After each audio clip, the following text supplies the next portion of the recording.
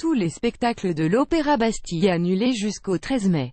FRANCOISGUILLOTAFP après un incident technique concernant une porte coupe-feu et son contrepoids de 18 tonnes intervenu le 23 avril, la direction de l'institution est en train de faire réviser tous ces éléments de sécurité du plateau. 5 nouvelles soirées sont annulées. C'est une énorme machine qui fêtera ses 30 ans l'année prochaine. Et comme toutes les machines, elle connaît des ratés. La scène de l'Opéra Bastille ne rouvrira pas avant le 15 mai, a annoncé lundi la direction de l'institution.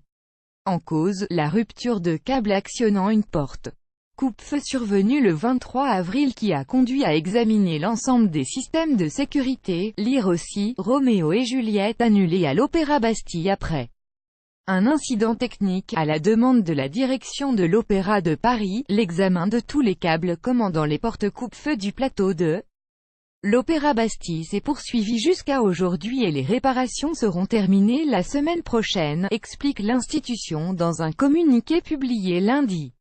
De nouvelles annulations de spectacles sont donc prévues. Elles concernent les soirées consacrées au ballet Roméo et Juliette des 2, 3 et 4 mai ainsi que les représentations de Parsifal de Wagner des 5 et 10 mai. Deux spectacles déjà très touchés par ces incidents techniques. La semaine dernière, le ballet de la chorégraphe allemande Sacha Welz a dû être annulé 2 fois, tout comme la nouvelle production du metteur en scène Richard Jones. L'Opéra Bastille rouvrira ses portes au public pour la première représentation de Parsifal le dimanche 13 mai à 14 h, précise la direction de l'établissement.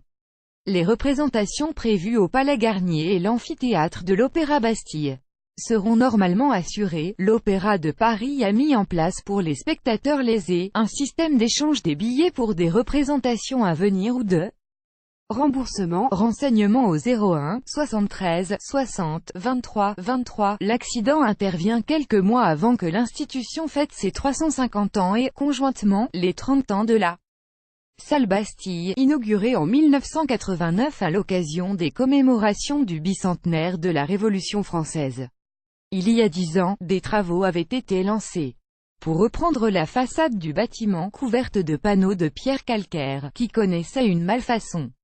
Plus de 28 000 mètres carrés de plaques composites avaient été installés en remplacement. L'Opéra de Paris et la Bastille n'en ont pas fini avec les travaux puisque Stéphane Lissner, son directeur, a annoncé en 2016 que l'aménagement d'une salle modulable de 800 places est prévu sur le même site à l'horizon 2022 à 2023.